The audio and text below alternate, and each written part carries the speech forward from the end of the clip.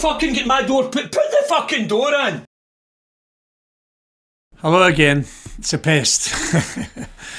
Today's story is just going to be a short story where I actually took the law into my own hands. I spotted a policeman driving, well, what can I say? There was something wrong with his van, so he was doing something illegal. To put you in the picture, I had a dog, a small Labrador. I don't need pit bulls and that to fight my battles. So I had a Labrador at the time. I know some people might laugh, you know what I mean, but they're lovely dogs. So anyway, back to the story. I'm coming off at Charing Cross. I've got the Blinkmobile, as I called it, and there was this police van in front of me. So I noticed that his brake light wasn't working. So I says, wait a minute, his brake light's not working. I says, I'm going to take the law into my own hands here. I says, because he's doing something illegal. I says, so to put his in the picture again, I was getting sick of this. I'd been stopped about 20 times this year in the Blinkmobile. And so I says, it's my time to pull them up. I thought there was a few of them in it. So the traffic lights were at red. So I say I was going down to the park. So I get out and I went and chapped the door. Oh, there was just one policeman in it. And then he rolled down the window and went, yes, sir. I just says right away, you're breaking the law. And he went, what? I says, you're breaking the law, mate. I says, your brake light's not working. And I saw him going, who the fuck are you talking to? So I stood back because he was opening his door. And he got out. And he looked at my car and I could see the red, you know what I mean? As you know, blink. And he was like, oh, fucking gangster. And I went, I'm not a gangster, mate. I says, I'm a field bank robber, Hollywood chauffeur, and now turned offer. Oh, this will come later, because I did thing with a Hollywood producer, gave him a tour of Glasgow, right? And I've got a book out, so I'm a field bank robber, so that covers A3. And he went, what? I went, you heard. And he went, who are you talking to? And I just stood my ground. I says, I'm talking to you. I was sober, by the way. I was taking the dog for a walk in Kelvin Grove Park. Fuck, I think he needed a fucking walk in the park, know what I mean? Fuck. The way he was reacting, he cooled in. He went, and he started getting on, and I went, okay, away you go. So, to be fair, he jumped back into his van, and he got off.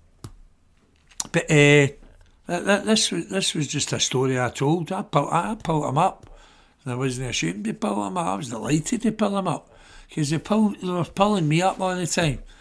And so nothing came of that story.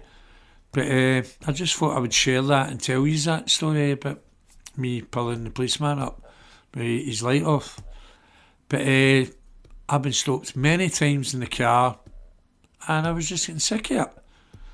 And it was just one of the deja vu moments. I was like, fuck it, I'm pulling him up.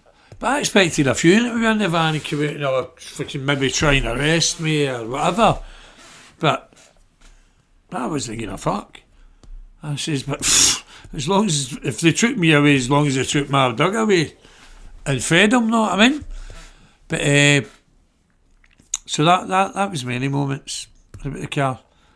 And then it's there, I think the News of the World ran a story about it. Blinking cheek. Wait a minute. No, they had the cheek to be driving illegally on taxpayer funds. People pay their wages, and wait a minute. I don't know a lot of years ago, well, you're not a tax-paying fund thing with pay your taxes and all that. But wait a minute. I spent 10 and a half, no, wait, I get it right. I spent 10 years, 5 months, 5 minutes, 5 weeks, and even 5 minutes and 5 seconds in prison. So, I'm not paying any taxes. Know what I mean?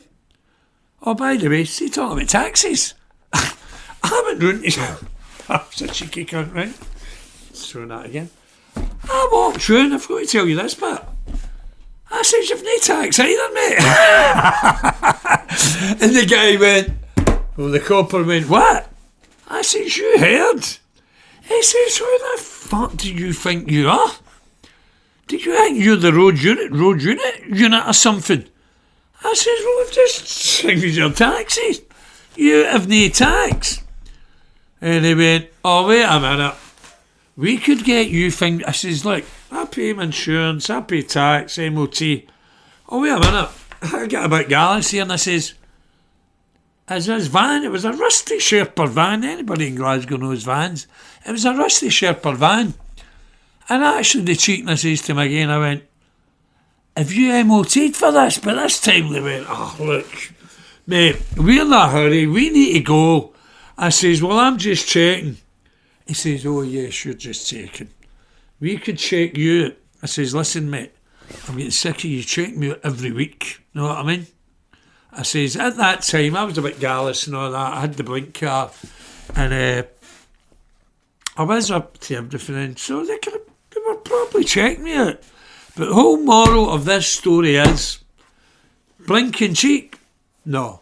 They the blinking cheek. First of all, I was trying to say I was a member of the community, right? I was still up to everything. They had the blinking cheek. He pulled me in the car I was at sick of. So I saw their brake light, went and pulled them up, blah, blah, blah, blah, blah.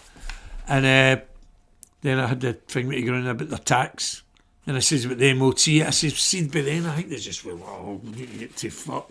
He says something like, we're in an emergency call. I knew that was a load of shit, because they never had the blue light going, know what I mean? So I'll finish the story there. It was just something that just came to mind there, know what I mean? And at the back up, as I say, all my stories are real, and the blink you'll miss it. So I hope you are all going to tune in today. I've tried to put a smile on my face today. I know I was a grumpy person, I don't use the swear word.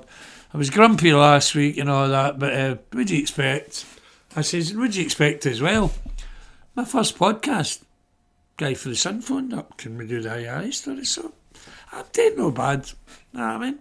As I say, I'm not setting out to be one of these big podcasters and all that. We'll just see what happens.